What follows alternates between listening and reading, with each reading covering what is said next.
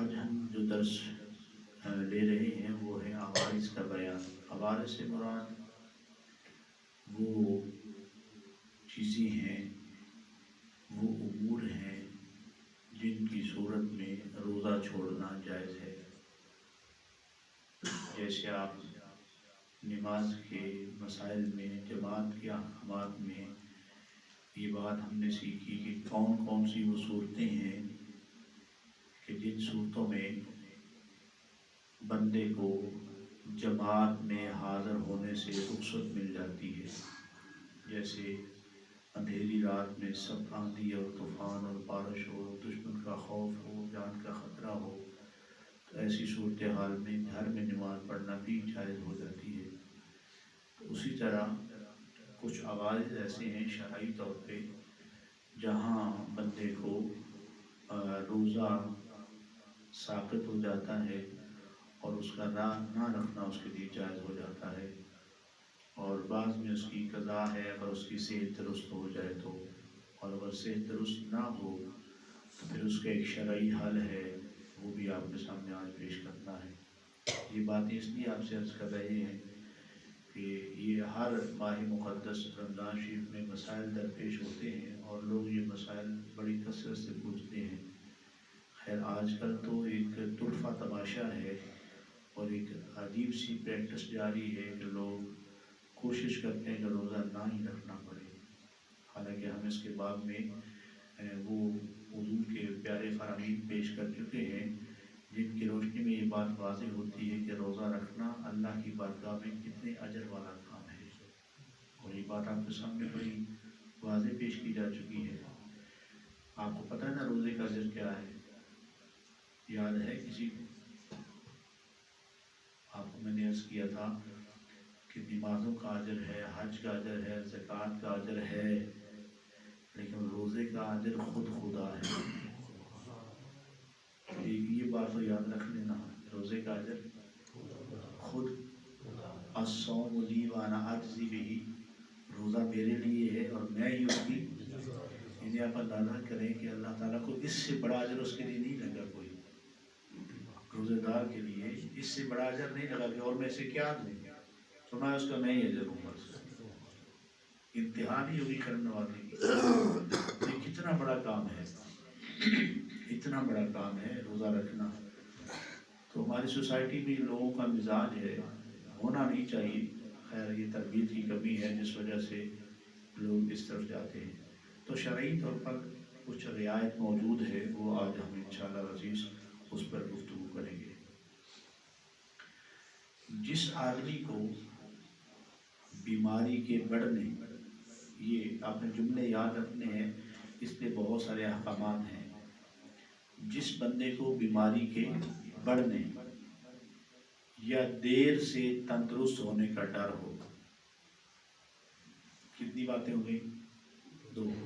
کتنی باتیں ہو گئی؟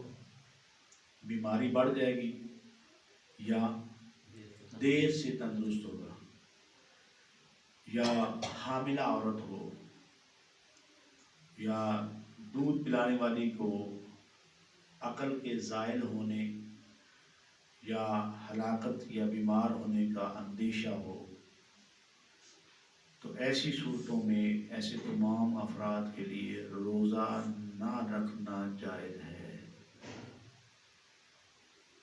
اب اس پہ بات کرتے ہیں، اب دیکھیے گا، پہلے یہ بات یاد رکھیے، جو خوف ہے کہ بیماری بڑھ جائے گی یا دیر سے تندرست ہوگا، وہ خوف کیسے اس کا احساس ہوتا ہے؟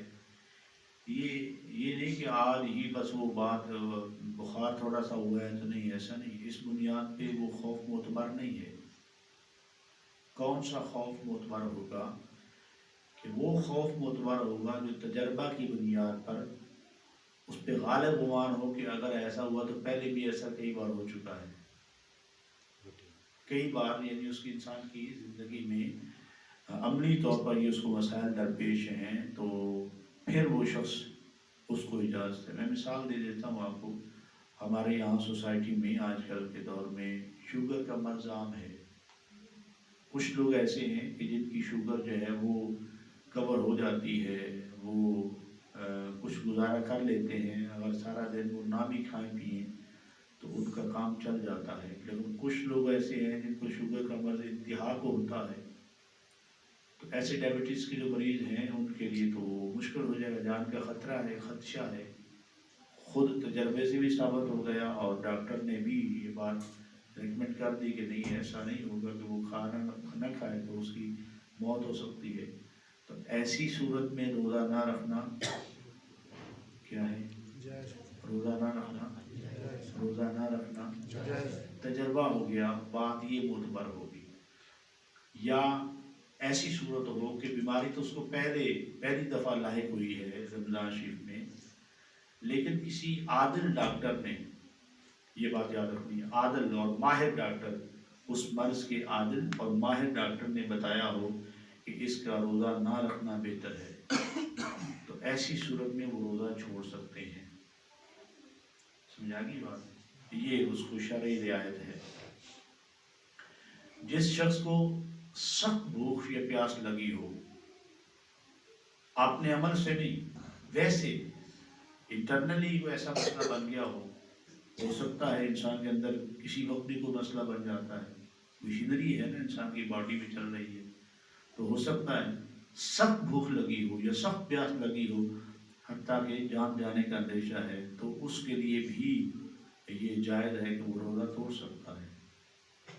وہ روزہ، اب یہ جو میں نے عرض کیا ہے کہ اپنے عمل سے بھوک اور پیاس نہ ہو، یعنی ایسا نہ ہو بندہ جو ہے وہ دوڑ رہا ہے اپنی مستی میں ہے یا اپنے کہیں دوڑ لگا رہا ہے، تو اسے پیاس لگی تو اس نے کہا جی ٹھیک ہے مجھے پیاس لگی تو روزہ توڑ لوں، تو اس کو چاہیے تھا نہ دوڑتا. سمجھا نہیں بات؟ یا کوئی ایسا کام کر رہا ہے کہ وہ اس سے اسے بھوک بڑھ گئی ہے اور اب بھوک اتنی شدت والی ہو گئی ہے کہ وہ اس کے لیے برداشت کرنا ممکن نہیں رہا، لہذا اپنے عمل کا دخل نہ ہو. ہاں اگر ویسے انٹرنلی کوئی باڈی میں ایسا مسئلہ بنا ہے تو اس مسئلے کی بنیاد پہ اگر اسے بھوک یا پیاس لگ گئی ہے تو اس کے لیے بھی روزہ نہ رکھنا جائز ہے، اور روزہ افطار کرنے کا بھی اس کو حق حاصل ہے. مسافر کو روزہ افطار کرنے کا حق ہے، یہ حق اسے اللہ نے خود دیا ہے، لیکن مسافر کے لیے روزہ رکھنا بہتر ہے. روزہ رکھنا بہتر ہے. قرآن مجید فرقان حمید نے یہ بات بیان کی ہے، وَأَن تَصُومُوا خَيْرٌ لَكُمْ، کہ بہتر یہ تم کیا کر لو، اگر تمہاری باڈی، تمہارا جسم اس بات کی اجازت دیتا ہو کہ تم سفر کی حالت میں روزہ رکھ لو تو بہتر یہی ہے کہ رکھ لو، لیکن اگر نہیں رکھ سکتے تو رعایت ہے کہ تم نہ رکھو. ٹھیک ہے، نہ رکھو. اب یہ ہے کہ جو شخص بیماری، سفر اور جیسے دوسرے عوارض کے ظاہر ہونے سے پہلے مر جائے تو اس پر وصیت کرنا واجب نہیں ہے. ایک بندہ بھی شوگر میں ہی تھا تو وہ تندرست ہی نہیں ہو سکا تو وہ وصیت نہیں کرے گا. وصیت کا مسئلہ میں عرض کر دیتا ہوں.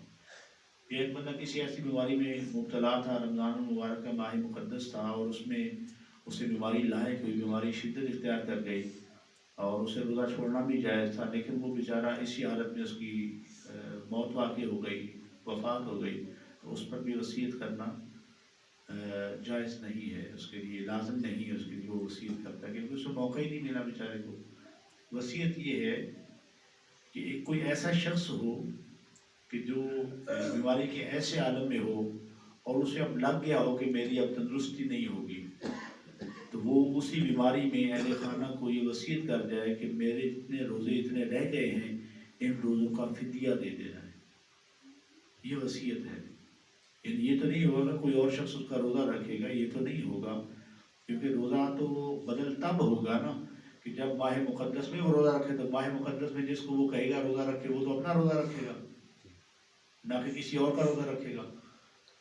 وہ بدل تب بنے گا نا کہ جب وہ ماہ مقدس میں اس سے اپنے سے روزہ سخت ہوگا، تو وہ کسی کا روزہ تب رکھے گا جب وہ اپنا پورا کرے گا. تو اپنا تو وہ پہلے کرے گا پھر کسی کا رکھے گا، ایسا ممکن نہیں ہے. تو اب اس کا حل کیا ہے؟ اس کا حل فدیہ ہے. لہٰذا وہ وصیت کر جاتا تو وہ فدیے میں اس کا مسئلہ حل ہو جاتا. یہ شرعی طور پہ ایک ٹرم استعمال کی گئی ہے، شیخ فانی. ہاں یہ بات یاد رہے کہ جو روزے قضا ہو جائیں یہ مسئلہ خاص ہے. جو روزے قضا ہو جائیں 1 2 3 4 جو روزہ جن میں چھوڑنا اس کے لیے جائز تھا، سفر کی حالت میں تھا یا کوئی عارضہ لاحق ہو گیا تو روزہ اس نے چھوڑ دیا، تو ایسی صورت میں 2 3 یا 4 روزے اس کے قضا ہو گئے. تو آپ کو پچھلے درس میں ہی یہ بات میں نے عرض کی تھی، شاید آپ کو یاد ہو کہ کچھ روزے ایسے ہیں جو رکھنے تسلسل کے ساتھ رکھنے لازم ہیں. جیسے قسم کے 3 روزے ہیں، یا قتل کے کفارہ میں 3 روزے ہیں. اگر قسم ٹوٹ جائے یا بندہ توڑ دے، حانث ہو جائے بندہ، تو قسم کے کفارہ میں کتنے روزے ہیں؟ 3 روزے. یعنی پریکٹس نہ کر لے مفتی صاحب 10 کے اصل چلو قسم توڑ لو 3 روزے نہ کہاں کی ہے، یہ نہیں کرنا آپ نے، یہ زیادہ گناہ ہے. ویسے کوئی ایسی مجبوری بن گئی ہے، ہمارے قطعی آ گیا تو قسم توڑ دیا، اپنے حلف توڑ دیا، تو پھر کیا کریں گے؟ یا 10 مسکینوں کو کھانا کھلا دیں، اور یا پھر کیا کریں 3 روزے تواتر کے ساتھ رکھتے ہیں. اور اسی طرح جو قتل کا کفارہ ہے، قتل کا کفارہ، یہ قتل کی 5 قسمیں ہیں. یہ قسم ایسے جس میں کفارہ ہوتا ہے، اس میں قصاص نہیں ہوتا. تو اس کفارے میں یا تو غلام آزاد کرنا ہوتا ہے، جو سورہ نساء کے اندر 5ویں پارے میں اللہ تعالیٰ نے اس کو بیان کیا ہے، یا تو غلام آزاد کرنا ہوتا ہے، اور غلام آزاد کرنے کے لیے اس پاس اہلیت نہیں ہے تو پھر 60 دن وہ متواتر روزے رکھے گا. کتنے؟ 60 دن. لیکن یہ جو روزے ہیں نا، یہ آپ کے ماہ مقدس میں قضا ہو گئے ہیں روزے آپ کے، جس پر کفارہ لازم نہیں تھا، تو ان روزوں کو تسلسل کے ساتھ رکھنا لازم نہیں ہے. یعنی آپ ایسا بھی رکھ سکتے ہیں 4 5 روزے آپ کے اگر کہیں ماہ مقدس میں بے شک مسلسل ہی آپ کے قضا ہوئے ہیں، تو آپ شوال میں رکھ لیں اور شوال کے بعد رکھ لیں، 2 3 ایک مہینے میں رکھ لیں، 2 3 اگلے مہینے میں رکھ لیں. تو جیسے آسانی ہو سکتی ہے ایسے آپ رکھ لیں، لیکن قضا باہر تو آپ لوگ لازمی کریں گے کہ اگر وہ صحت مند ہو گیا ہے. ممکن ہے کہ گرمی میں روزے رکھنا ممکن نہ ہو، اس کے لیے مشکل ہو، تو سردی میں روزے رکھ سکتا ہے، تو سردی میں قضا کر لے گا اپنی. یہ اس کا حل موجود ہے. اس کے بعد ہے شرعی طور پہ ایک ٹرم ہے جو میں نے ابھی عرض کی ہے کہ شیخ فانی اور بہت بوڑھی عورت کے لیے روزہ چھوڑنا جائز ہے، اور ان پر ہر دن کے بدلے نصف سا گندم کے حساب سے فدیہ واجب ہوگا. تو شیخ فانی کون ہے؟ شیخ فانی وہ شخص ہے جس کو آپ تندرست ہونے کی کوئی امید ہی نہ رہی ہو، اتنا بوڑھا ہو چکا ہو کہ اب اس کے اعضاء اتنے مزمحل ہو گئے ہوں، لٹک گئے ہوں اعضاء، اور اسے پتہ چل گیا ہو، بتا دیا ڈاکٹر نے کہ اب ٹھیک.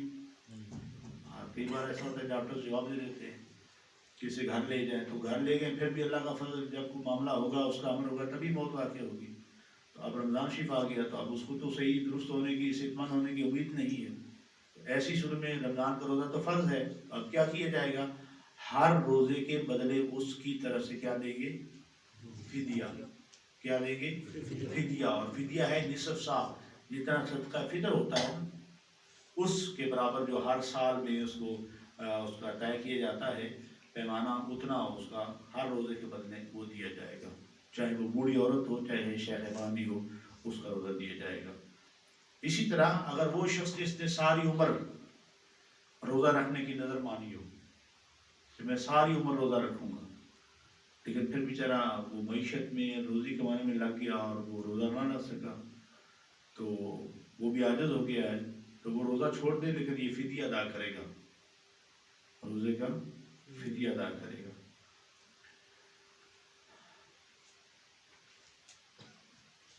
ایک روایت کے مطابق نفلی روزہ، ادر روایت کے مطابق اگر کسی شخص نے نفلی روزہ رکھا ہے تو مہمان اور میزبان دونوں کے لیے روزہ توڑنا جائز ہے. نفلی روزہ دونوں کے لیے روزہ توڑنا جائز ہے. اس میں جو جواز کی صورت ہے وہ زیادہ جو معتبر ہے وہ ہے جماعت کی موافقت، کہ اگر کوئی شخص ہے تو اس کے بعد مہمان کے لیے میزبان کی وجہ سے اور میزبان کے لیے مہمان کی وجہ سے روزہ توڑنا دونوں صورتیں جائز ہے. مثلا مہمان نے روزہ رکھا ہوا تھا اور میزبان جو ہے اسے کہتے ہیں نہیں آپ توڑیں، ہم نے اتنا پیارا آپ کی دعوت کی ہے، اہتمام کیا ہے، آپ آ گئے تشریف لے آئے، تو آپ روزہ نہ کھانا کھائیں. اس کا کیا ہے؟ جواز موجود ہے، جماعت کی موافقت موجود ہے. حدیث شریف میں حضور نے ارشاد فرمایا کہ جس نے اپنے مسلمان بھائی کے حق کی خاطر روزہ توڑا نا، اللہ تعالیٰ اس کو 1000 روزے کا ثواب عطا فرمائے۔ اور پھر حضور نے فرمایا کہ جب بندہ اس توڑے ہوئے روزے کی قضا کرے گا، قضا لازمی کرے گا، قضا واجب ہو گئی ہے، اب وہ روزہ دوبارہ رکھنا کیا ہو جائے گا؟ یہ نہیں کہ توڑ دیے چلو موجہ بن گیا، ایسا نہیں ہے، قضا لازمی کرنی پڑے گی۔ تو حضور نے فرمایا جب وہ قضا کرے گا تو اللہ تعالیٰ اس کو 1000 روزوں کے برابر اس کو ثواب عطا فرمائے گا۔ تو اس کا اجر ہے، جماعت کی موافقت ہے، نفلی روزہ ہے۔ لیکن اس کو بلا عذر نہیں توڑیں گے کہ آپ نے 1000 روزے کا ثواب تو مل رہا ہے روز توڑ دیتے ہیں، یہ پریکٹس نہیں کرنی آپ نے۔ کوئی ایسا عذر بنے گا تو پھر یہ روزہ توڑا جائے گا، وگرنہ یہ روزہ نہیں توڑا جائے گا۔ تو نفلی روزہ کسی بھی حالت میں توڑے تو اس پہ توڑنے میں کیا ہے؟ قضا ہے۔ جیسا کہ نفلی نماز اگر کوئی شخص نیت کرتا ہے، باندھتا ہے اور شروع کر دیتا ہے، اگر وہ اس کو توڑنی پڑی ہے تو اب وہ پڑھنی کیا ہے؟ کیا ہے؟ واجب۔ کیا ہے؟ واجب ہے۔ کیا ہے؟ مثال کے طور پہ اگر کوئی شخص ظہر کے یا مغرب کے یا عشاء کے 2 نفل پڑھ رہا تھا، اس کو وضو ٹوٹ گیا نوافل کے دوران، تو کیا نفل ساقط ہو گئے؟ نہیں، آپ دوبارہ پڑھنے کیا ہو جائیں گے؟ واجب ہو جائیں گے۔ کیا ہو جائیں گے؟ واجب ہو جائیں گے۔ یا کسی اور عذر کی وجہ سے اس نے خود توڑ دیے تو پھر بھی کیا ہو جائیں گے؟ واجب ہو جائیں گے۔ اس بات کا خاص خیال رکھنا یہ ازحد ضروری ہے۔